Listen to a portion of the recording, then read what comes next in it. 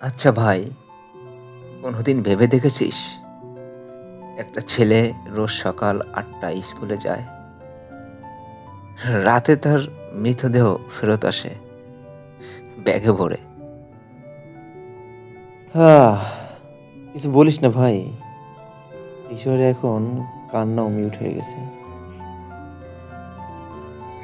একবার ভাব, যারা একটা বসন্ত নিয়ে জন্ম নেয় তাদের জীবন গলে যায় আকাশে আগুন ছিটিয়ে, তারা মারা যায় আর নিউজ হয় চলন্ত যানবাহনে দুর্ঘটনা। আহ একজন মা তার সন্তানকে কপালে চুমু দিয়ে স্কুলে পাঠায় আর ফেরত পায় একটা সেরা ইউনিফর্ম।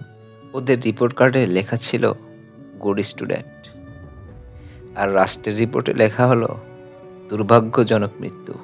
ওদের রেজাল্ট দেখে বাবারা হাসতো, আর এখন ফরেন্সিক রিপোর্ট দেখে চোখ থেকে পানি ঝরে।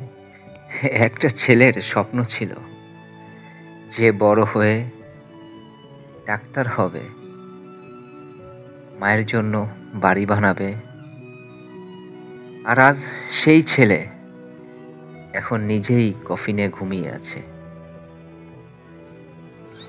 ওরে ভাই, এই শহরে জীবন যত সস্তা, তার থেকেও সস্তা হলো বিচার। আমাদের ভবিষ্যৎ গড় বলে ক্লাসে ঢোকানো হয়, আর চোখে আগুন ঢুকিয়ে ভবিষ্যৎটাই মেরে ফেলা হয়। হ্যাঁ রে ভাই, এই দেশে লেখাপড়া শিখে বাঁচার জন্য, আর মারা যায় অবহেলার কারণে। যাদের পেছনে দাঁড়িয়ে হাততালি দিতাম, তাদের পেছনে দাঁড়িয়ে আজ চোখের পানি ফেলি। তাদের মাথার উপর ছিল সিলিং ফ্যান, আজ মাথার উপরে কাফনের কাপড়। আচ্ছা ভাই, তুই বলেছিলি না সস্তা? আচ্ছা, এই শহরের সবচেয়ে সস্তা কি? সস্তা ছাত্রের জীবন আর মায়ের চোখের কান্না। একটা হাস্যকর জিনিস কি দেখেছিস?